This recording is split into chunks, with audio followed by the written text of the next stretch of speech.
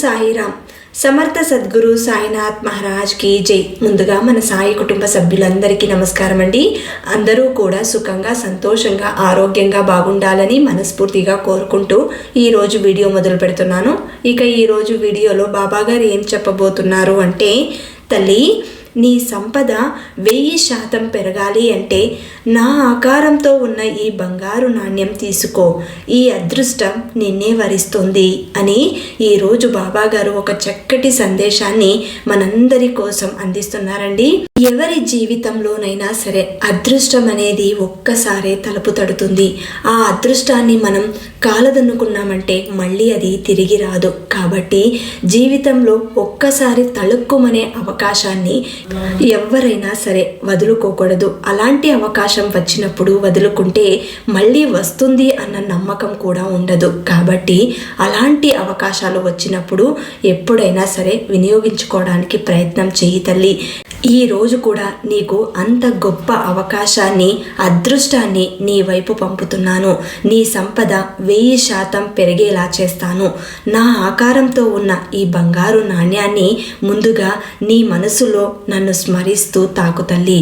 అప్పుడు నీ జీవితంలో అనుకున్నవన్నీ కూడా అదృష్టంగా మారిపోతాయి. బాబా, నా మనసు చాలా బాధగా ఉంది. నీతోనే అన్ని విషయాలు పంచుకుంటున్నాను. ప్రతి క్షణం నీ నామంతోనే ఉన్నాను. ఏదైనా సరే మీరు చెప్పినట్టుగానే నడుచుకుంటున్నాను. శ్రద్ధ సబూరితోనే ఉంటున్నాను. అయినా సరే నా కష్టం తొలగిపోవటం లేదు. అందరి ముందు నిందల పాలు అవ్వడం తప్ప నాకు నా బ్రతుకుకు ఇంకేమీ లేకుండా పోయింది. మీరే నా దైవంగా భావిస్తున్నాను. ప్రతి క్షణం ఎక్కడికి వెళ్ళినా సరే నీ నామమే పలుకుతున్నాను. అయినా సరే ఈ కష్టాలనేవి నా నుండి దూరం కావటం లేదు బాబా. నిజంగా నా జీవితంలో సంతోషం అన్నది ఉంటే ఇప్పటికైనా అంత అదృష్టాన్ని నన్ను వరించేలాగా చెయ్యి. ఇంతవరకు నాకొస్తున్న సంపద నాకు చాలు, అది నాకు సరిపోతుంది బాబా. నా జీవితం సంతోషంగా ఉండాలంటే దీనితోనే నేను సర్దుకోగలను. నాకు ఎలాంటి ఆశలు లేవు. నా జీవితంలో సంతోషం మాత్రమే నేను కోరుకుంటున్నాను. అది కూడా నా కుటుంబంతో, నా వాళ్ళతోటి, నా చుట్టూ ఉన్న వాళ్ళతోటి నేను సంతోషంగా ఉండాలని కోరుకుంటున్నాను. నా జీవితం ఉన్నంత కాలం నేను సాయి నామాన్ని విడిచిపెట్టను అని నా బిడ్డ మనసులో అనుకుంటుంది. తనకున్న సమస్యలన్నీ కూడా చెప్పుకుంటుంది. బంధాన్ని దూరం చేసుకుని ఎంతో సతమతమవుతుంది. ఆ బంధం దగ్గరవ్వాలని ఇంతవరకు ఆరాటపడుతూనే ఉంది. పిల్లల కోసం తప్పిస్తుంది. ఆ పిల్లల భవిష్యత్తు బాగుండాలని కోరుకుంటుంది. మంచి సంబంధం వచ్చి పిల్లకి పెళ్లి చేయాలని కోరుకుంటుంది ఆ తల్లి. ఎప్పుడైతే నువ్వు నీ బిడ్డ పట్ల చేసే ప్రయత్నాలు, పెళ్లి ప్రయత్నాలన్నీ కూడా నీకు మంచి ఫలితాన్నే ఇస్తాయి. నువ్వు మంచే చేస్తున్నావు. ఎప్పుడూ కూడా శ్రద్ధని, సబూరిని అంటిపెట్టుకొని ఉండావు. జీవితంలో ఎప్పుడూ కూడా నీ సహనాన్ని కోల్పోలేదు. నువ్వు అందరితోనూ కలిసిమెలిసి సంతోషంగా ఉండడానికే ప్రయత్నం చేస్తున్నావు. నీ జీవితంలో ఉన్న కష్టాలన్నీ కూడా ఇతరులతో పంచుకోకుండా మనసులోనే దాచుకుంటూ నాతోనే చెప్పుకుంటున్నావు. నీ మనసులోని బాధంతా నేను వింటున్నాను తల్లి. కాబట్టి నీ బిడ్డ భవిష్యత్తు బాగుండాలి అంటే మీరు కోరుకున్నట్టుగానే మీ బిడ్డకు మంచి సంబంధం వస్తుంది. ఆ సంబంధమే ఖాయమవుతుంది. అప్పుడు సంతోషానికి మీకు అవధులు ఉండవు. మీ సంతోషం ఎప్పుడైతే ఉంటుందో ఆ సంతోషం వెనుక ఈ సాయి ఉన్నాడు అని గుర్తించు తల్లి. జీవితంలో కష్టం ఒక్కటే కాదు నాతో పంచుకోవడానికి, ఆ సంతోషం పంచుకోవడానికి కూడా నా దగ్గరికి నువ్వు రావాలి తల్లి. ఎప్పుడైతే నీ సంతోషం నాతో చెప్పుకుంటావో నేను పడినంత సంతోషం ఇంకెవ్వరూ పడరు. నీ జీవితంలో నీ తల్లిదండ్రులు నువ్వు ఎదుగుతూ ఉంటే ఏ విధంగా చూసి మురిసిపోతారో అంతే విధిగా సంతోషంగా ఉన్నప్పుడు, నా బిడ్డ బాగున్నప్పుడు నేను కూడా అదే విధంగా మురిసిపోతాను. నా బిడ్డల సంతోషమే నాకు కావలసింది. నన్ను నమ్ముకున్న వారికి నేను వెన్నంటే ఉండి, వారికి రక్షణగా ఉండి, వారి చేతుల మీదుగా చేయాల్సిన పనులన్నీ కూడా ఒకటి తర్వాత ఒకటి చేయిస్తూ వెళతాను. ఎప్పుడైతే నిత్యం దైవాన్ని అంటిపెట్టుకొని ఉంటారో వారి జీవితంలో కష్టం అన్నదే దగ్గరికి రాకుండా పోతుంది. నిత్యం ఎవరైతే దైవాన్ని కొలుస్తారో వారి జీవితంలో సుఖంగా ఉంటారు. ఎప్పుడైతే దైవాన్ని మరిచి లేనిపోని ఆకాంక్షలతో మైమరిచి ప్రవర్తిస్తారో అలాంటి వారికి తప్పకుండా శిక్ష అనేది పడుతుంది. ఈ రోజు నీ సంపద పెరుగుతుంది అనడానికి కారణం ఒకటి ఉంది. ఎప్పుడైతే నువ్వు నా నామస్మరణంతోనే చింతన చేస్తున్నావో ఆర్థికంగా నేను ఎదగలేకపోతున్నాను బాబా, అన్ని సమస్యలే వచ్చి పడుతున్నాయి, నేను ఎంత సంపాదించినా కూడా ఖర్చులతోనే నా బ్రతుకు నిండిపోతుంది, ఏదో ఒక ఖర్చుతో నేను సంపాదించిన సొమ్మంతా అక్కడే నీళ్ళల్లాగా కరిగిపోతుంది, ఇక నేను ఏ విధంగా నా పిల్లలను పోషించుకోవాలి, నాకున్న అప్పులు నేను ఏ విధంగా తీర్చుకోవాలి, నేను తాకట్టుగా పెట్టిన నగలు నా భార్యకు ఏ విధంగా తిరిగి చెల్లించాలి, అవన్నీ కూడా తలుచుకుంటే నాకు రాత్రుల్లో నిద్ర పట్టదు బాబా, నేనేం చెయ్యను అని నీ మనసు అడుగుతుంది. ఏ విధమైనటువంటి సమస్య వచ్చినా కూడా ఈ సాయితోనే చెప్పుకుంటున్నావు.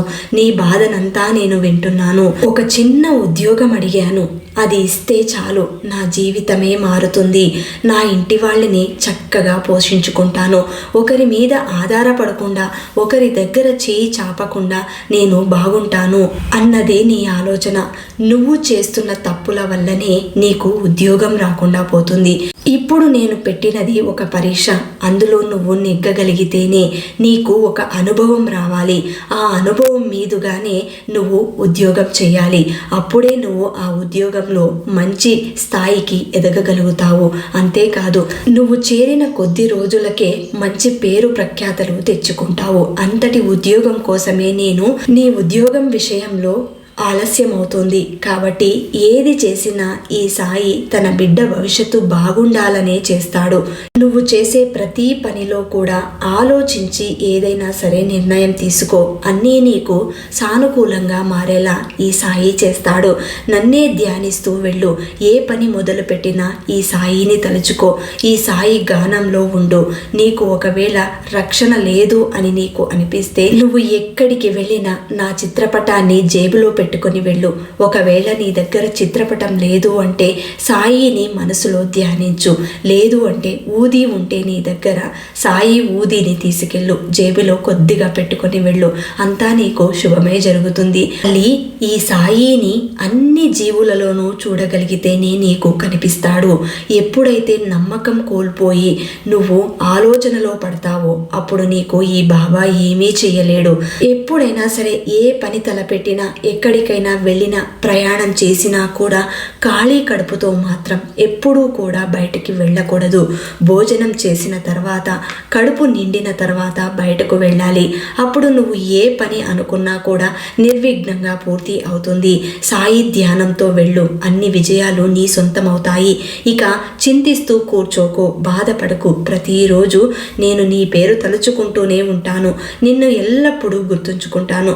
మరెందుకు బాధపడతావు తల్లి? మంచి సమయం, మంచి కాలం అనేది అందరికీ ఒకేసారి రాదు. ఒకరికి ముందు ఒకరికి తర్వాత వస్తుంది.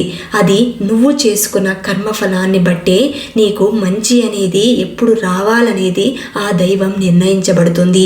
తల్లి, ఈరోజు నీకు ఈ సాయి ప్రతిమ ఉన్నది, బంగారు నాణ్యాన్ని నీకు బహుమతిగా అందుకో తల్లి అని చెప్పాను. నీ సంపద ఏ విధంగా పెరుగుతుందో నీ జీవితంలో నువ్వు కూడా ఊహించని విధంగా ఉంటుంది. ప్రతి గురువారం కూడా 1 రూపాయి లేదంటే 2 రూపాయలు చాలు, శ్రద్ధ లేదంటే సబూరి అని నీ మనసులో అనుకొని నాకు సమర్పించు తల్లి. అదే నీ ఖజానా. ఈ 2 రూపాయల ఖజానా అనేది నీ ఇల్లు నిండిపోయేలా చేస్తుంది. ఇక ఎలాంటి ఇబ్బందులు లేకుండా నీకు అన్ని కష్టాలు తొలగించి ఆ శ్రద్ధ సబూరే నిన్ను రక్షిస్తుంది. నీవెక్కడున్నా సరే నేనెప్పుడు నీతోనే ఉంటాను. నా ఇల్లు అమ్ముడుపోవటం లేదు బాబా, ఏదైనా నాకు పరిహారం చెప్పు, నాకు ఈ సమస్య నుండి గట్టెక్కించు. ఎప్పుడైతే నా ఇల్లు అమ్ముడుపోతుందో నా జీవితంలో ఉన్న ఆర్థిక కష్టాలన్నీ కూడా తొలగిపోతాయి అన్న నమ్మకం నాలో ఉంది. కాబట్టి బాబా ఈ చిన్న కోరిక తీర్చు అని నా బిడ్డ అడుగుతుంది. మరి తప్పకుండా ఆ కోరిక తీరాలి అంటే ఈ సాయి సందేశాన్ని నువ్వు పూర్తిగా గ్రహించాలి. స్వంత ఇల్లు నిర్ణయం నీదే. అది నీకు నచ్చినట్టుగా నువ్వు కట్టుకుంటావు. తప్పకుండా నీ జీవితం బాగుంటుంది. ఆ స్వంత ఇంట్లో ముందు అడుగు పెట్టేది ఈ సాయినే. కాబట్టి నువ్వు ఇల్లు అమ్మాలి అనుకుంటున్న ఇల్లు తప్పకుండా అమ్ముడుపోతుంది. దానికి కొనడానికి కొంతమంది వస్తారు. అది నీకు నచ్చుతుంది. ఆ బేరం బాగా నచ్చి ఆ సంపదతోనే నువ్వు ఇంకొక సొంత ఇల్లు కట్టుకోగలుగుతావు. నువ్వు అనుకున్నట్లుగానే నీ సొంత ఇంట్లో నువ్వు ఉండగలుగుతావు. ఇప్పుడు నేను అందిస్తున్న ఈ చిన్న నాణ్యాన్ని చూసి నువ్వు ఇంతేలే అని అనుకోవద్దు. నీ జీవితం మారడానికి ఈ నాణ్యమే సాక్షి అవుతుంది. రేపటి పూజలో సాయి ధ్యానంతో 1 రూపాయితో పూజ చేసుకో. ఆ రూపాయిని ఎక్కడికి వెళ్ళినా సరే నీ వెంటే తీసుకెళ్ళు. నీ జేబులో ఉంచుకో. నువ్వు ఎక్కడికి వెళ్ళినా సరే అది నీతోనే ఉండాలి. అప్పుడు నేనే నీతో ఉన్నట్టు నీకు అనిపిస్తుంది. ఏ పని చేసినా విజయం నీదే అవుతుంది. ఎక్కడైనా తప్పు చేస్తున్నానా అని నీకు అనిపించినప్పుడు ఈ సాయినే గుర్తు చేస్తాడు. నువ్వు తప్పు చేస్తున్నావు అన్నది నీ మనసుకు తెలిసిపోతుంది. అప్పుడు నువ్వు ఏదైనా సరే మంచి చేయడానికి ప్రయత్నం చేస్తావు. ఇక నువ్వు ఎటువంటి ఆందోళన చెందకుండా నీకు సంతోషాన్నిచ్చే పనిని మాత్రమే చేస్తూ వెళ్ళు. దైవం నీ పట్ల ఎంతో దయగా ఉంటుంది. ఎప్పుడూ కూడా ఈ సాయి తోడుగా ఉంటాడు. నేను నా గురువుతో నా బిడ్డ బాగుండాలని ప్రతి క్షణం కోరుకుంటూ ఉంటాను. నా గురువు చెప్పినట్టుగా నేను చేస్తాను. కాబట్టి నువ్వు నీ గురువు చెప్పినట్టుగా ప్రవర్తించుకో. అప్పుడు నీ జీవితం ఎంత సుఖంగా ఉంటుందో నీకే తెలుస్తుంది. చెడు మాటలతో ఎవరైనా బాధ పెడితే వెంటనే అక్కడి నుండి వెళ్ళిపో. నీ జీవితంలో ఎన్ని జరిగినా కూడా చూస్తూ ఉండు. అవన్నీ కూడా కర్మఫలాలు ఎవరికి వారు అనుభవిస్తారు.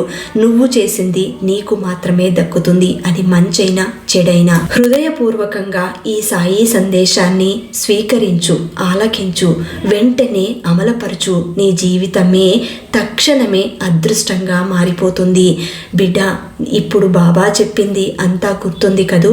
మరి ఈరోజు బాబా గారు అందించిన ఇంత గొప్ప సందేశాన్ని అందరికీ అందేలాగా షేర్ చేయండి, లైక్ చేయండి.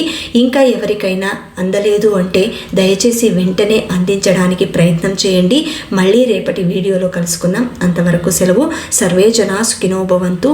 సర్వం శ్రీ సాయినాథార్పణమస్తు.